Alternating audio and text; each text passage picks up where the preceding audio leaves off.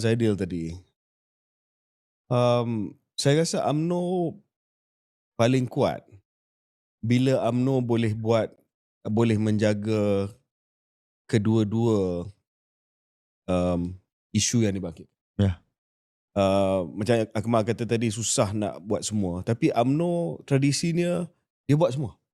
Maknanya dia memperjuangkan isu seperti pendidikan, kebajikan, memartabatkan kehidupan rakyat Malaysia tak kira kaum.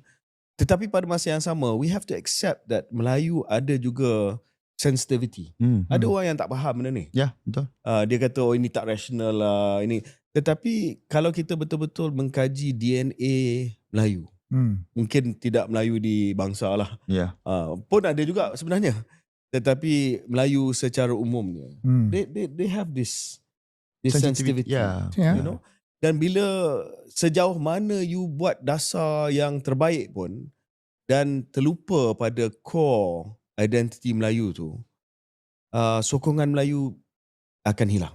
Akan mula hilang. Betul. Dia nak dua-dua. Dia nak parti yang bersih, parti yang integriti, parti yang cekap, parti yang ada polisi yang baik, tapi parti yang boleh menjaga garis merah ni. Sangat betul. That is the ideal UMNO lah. Dan apa yang kita melihat selama beberapa pilihan raya ni, betul ke tak betul, persepsi adalah UMNO dah mula hilang.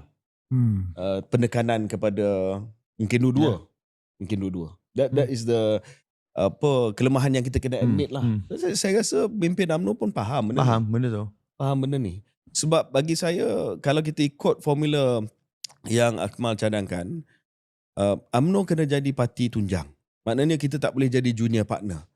Kita kena jadi sentris Malay party yang boleh mengimbangi kalau PAS jadi terlalu kuat. Sebab PAS dia ada ideologi yang berbeza sedikit.